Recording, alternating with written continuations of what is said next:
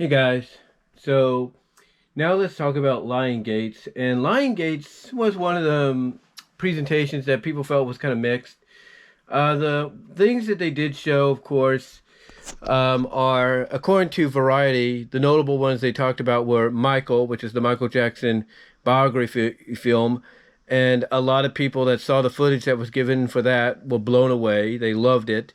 So that kind of tells me that when that comes out next year, you're looking at a Best Picture nomination, in my opinion, for 2026. They showed footage from Ballerina, which is the John Wick spinoff.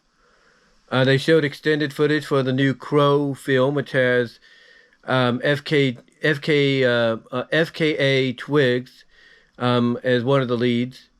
And then they showed one for the best Christmas pageant ever. I don't know what that one is.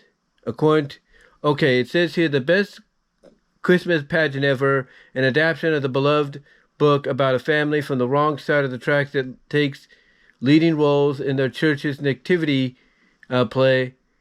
Has all the markings of a family-friendly faith-based hit. That's what it says. It says the best Christmas pageant ever, an adaptation of the beloved book about a family from the wrong side of the tracks that takes leading roles in their church's nativity play, has all the markings of a family-friendly faith-based hit.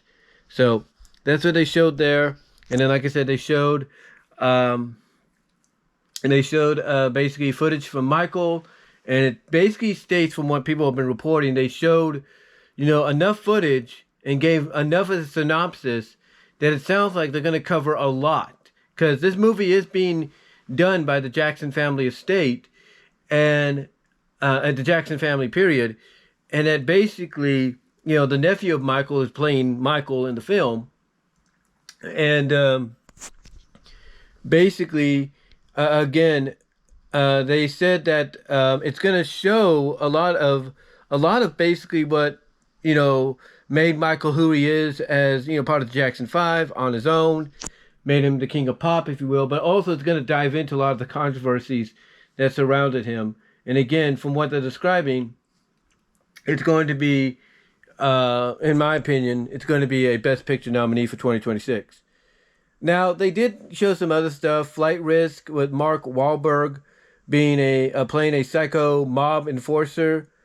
Some people were cool with that. They liked the idea of a movie on a plane and everything. They gave a description of what that is. He's a mob guy that's going after the person on the plane that's being transported. So that sounds interesting.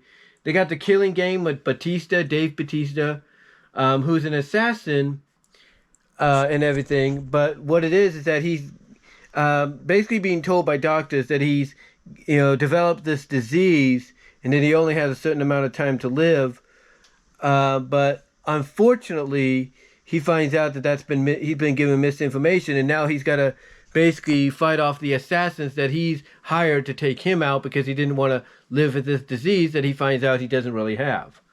So, that's an interesting premise. Excuse me. They did show footage from Borderlands, I should say, the adaptation of the game series, and people liked it. They thought it was fun.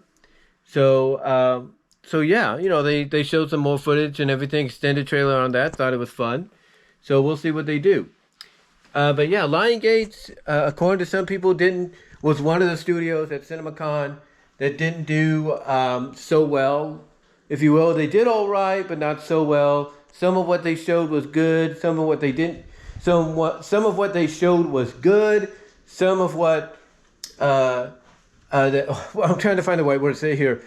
Some of what they showed was good. Some of what they showed wasn't good. But yeah, they had their presence, but obviously it wasn't like on par as to what they could be and everything down the line. Anyway though, I think Lionsgate might surprise us. They might surprise us with what they bring to the table next year in 2025 and going into 2026 and for this year as well. So 2024, 2026, and 2025, those three, this year and the next 2 years, I think are going to be big years for Lionsgate.